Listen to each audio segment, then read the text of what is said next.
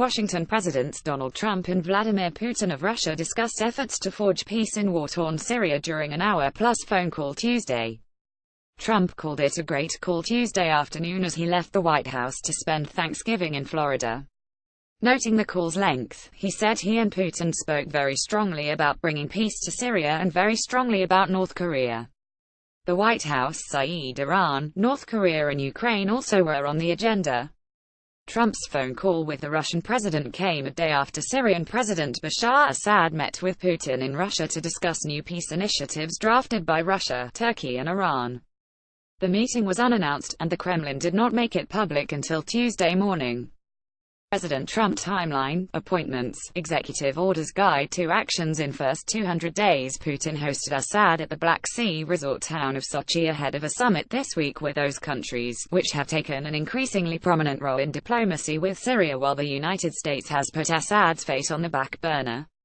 Iran and Russia have been Assad's main backers, while Turkey supports the opposition. In the phone call with Trump, the Kremlin said Putin briefed his U.S. counterpart about his talks with Assad and plans for a political settlement in Syria. Putin also called for the coordination of anti-terror efforts with the U.S., the Kremlin said, adding that Afghanistan was also discussed. Trump and Putin spoke informally several times earlier this month when they attended a summit in Vietnam.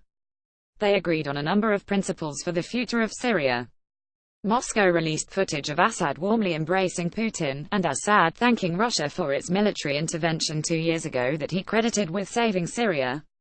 Russian officials have said their goal is to ensure Assad's support for a political process to end a conflict that began more than 6 years ago. But Assad has consistently resisted compromise with his Syrian opponents, and doubts remain about how much Russia is willing, or able, to push him to accept changes. It was Assad's second known trip abroad since the civil war in his country began in 2011. He visited Moscow in 2015, soon after Russia began its pivotal air campaign in support of his forces. The Sochi stop came as his other main allies, Iran and the Lebanese militia Hezbollah, declared that they had defeated the Islamic State in its last major Syrian stronghold, Buk Carmel, near the Iraqi border. Saying that the military operation is really coming to an end, Putin told Assad that it was time to work toward a lasting political settlement. Yet the declarations of military victory may also be premature. The Islamic State militant group has lost much of its territory, but its fighters remain an insurgent threat, and armed opposition groups still hold significant sections of the country. Parallel Russian and US-led campaigns against the Islamic State have largely shattered the group's territorial self-declared caliphate. But a solution to the underlying conflict, which began after Assad's forces cracked down on political protests, remained elusive. Insurgents unaffiliated with the Islamic State still hold patches of territory, besieged and bombarded by government forces, near the Syrian capital, Damascus, in the northern provinces of Aleppo and Idlib, and along the border with Jordan.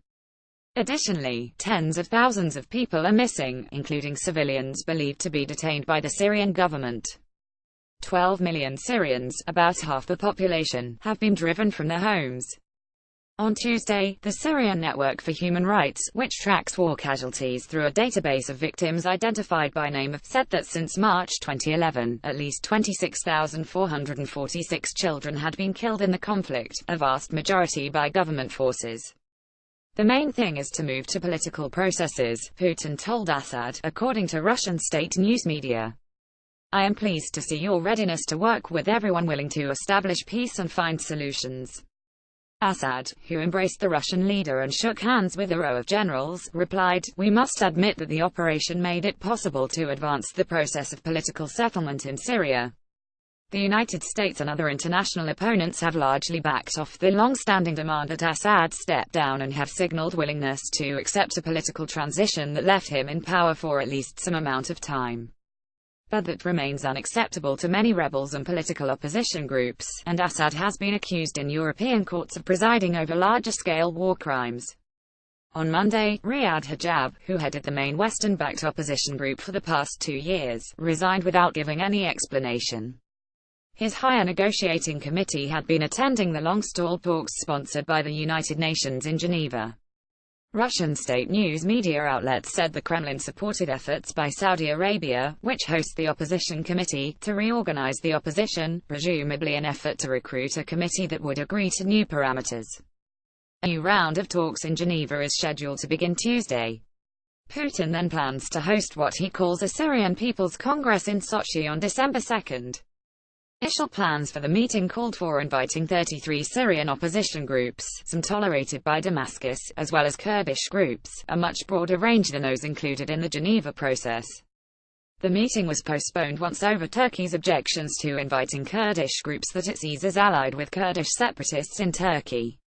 Information for this article was contributed by Zeke Miller, Natalia Vasilyeva, Bassem Marouet and Vladimir Izashenkov of the Associated Press, by Anne Barnard of The New York Times and by Henri Meyer, Stepan Kravchenko, Scott Rose, Margaret Talev and Ksenia Golochko of Bloomberg News. A section on 11,222,017.